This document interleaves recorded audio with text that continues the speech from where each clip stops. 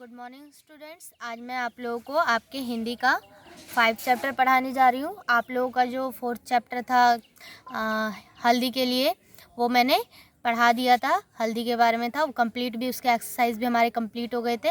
आज मैं आप लोगों को आपका 5th चैप्टर पढ़ाने जा रही हूँ। आप लोग ध्यान से देखेंगे और सुनेंगे। भगवान की कृपा आपके चैप्टर का नाम है, ठीक है।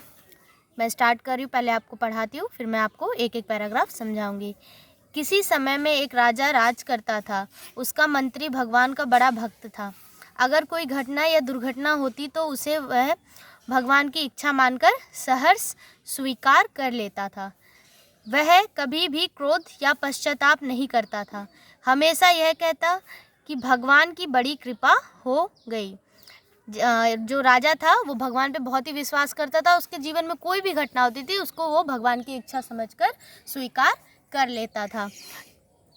एक दिन राजा के बेटे की मृत्यु हो गई। यह समाचार सुनते ही मंत्री बोल उठा, भगवान की बड़ी कृपा हो गई।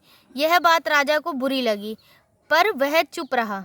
कुछ दिनों के बाद राजा की पत्नी की मृत्यु हो गई। मंत्री ने कहा, भगवान की बड़ी कृपा हो गई। राजा को जो था बहुत क्रोध आ गया, परंतु इस बात पर भी उसने कुछ नहीं कहा। एक दिन राजा के लिए एक नई तलवार बनकर आई। राजा अपनी उंगली से तलवार की धार देखते लगा। धार के तेज होने के कारण उसकी एक उंगली कट गई।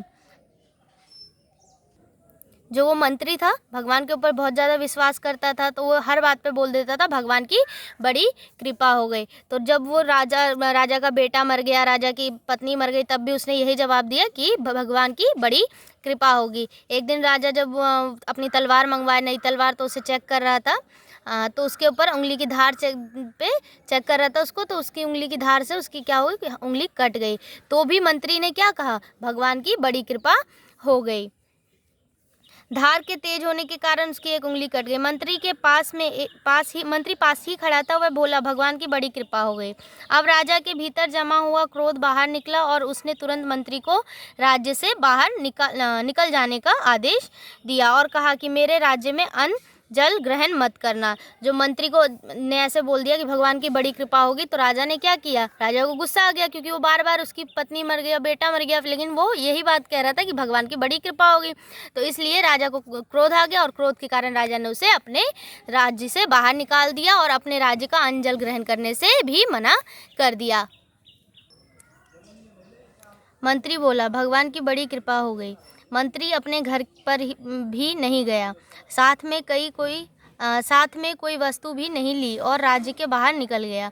मंत्री का घर था उस राज्य में, ना वो अपने घर पे गया और सीधा ही अपने राज्य से बाहर निकल गया। कुछ दिन बीत गए। एक बार राजा अपने साथियों के साथ शिकार खेलने के लिए जंगल में गया।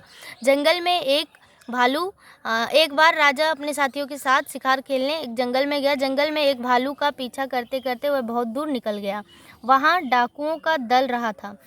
उस दिन डाकुओं ने काली देवी को एक मनुष्य की बलि देने का विचार किया हुआ था। संयोग से डाकुओं ने राजा को देख लिया। उन्होंने राजा को पकड़ कर बांधा हुआ था। संयोग से डाकुओं ने राजा को देख लिया। उन्होंने राजा को पकड़कर बांधा हुआ था। अब उन्होंने बलि देने की तैयारी शुरू की।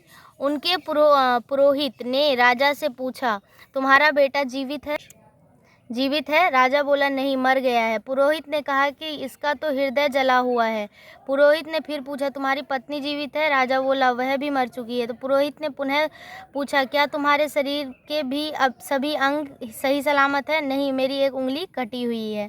राजा ने उत्तर दिया, इसके तो सभी अंग सही सलामत नहीं है, अंततः ये बलि के योग्य नहीं है, परंतु हो सकता है कि मरने के डर से झूठ बोल रहा हो। पुरोहित ने राजा के शरीर की जांच की तो देखा उसकी उंगली कटी हुई है। पुरोहित बोला, अरे यह तो अंग भंग है, बलि के योग्य नहीं है, छोड़ दो इसको।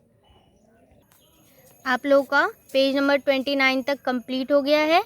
तो आप लोगों को जो अब मैं नेक्स्ट चैप्टर पढ़ाऊँगी, जब अगला पढ़ाऊँगी पार्ट 2 वीडियो जाएगा आप लोगों का, आप लोग उसको ध्यान से देखेंगे और सुनेंगे। जब तक आप लोगों का इतना कंप्लीट है, आप लोग इसको रीडिंग करेंगे अच्छे से, और जो नहीं समझ आता है वो मुझसे पूछेंगे। आप लोगों को इस स्टोरी की एक एक बात पता होनी चाहिए कि किसने क्या बोला और कौन जो मंत्री क्या था, क्या बोलता था, वो बात बात पे मंत्री किसके ऊपर ज़्यादा विश्वास करता था, राजा को कौन कहाँ ले गया था, ये सब आपको अच्छे से पता होना चाहिए। Okay, thank you.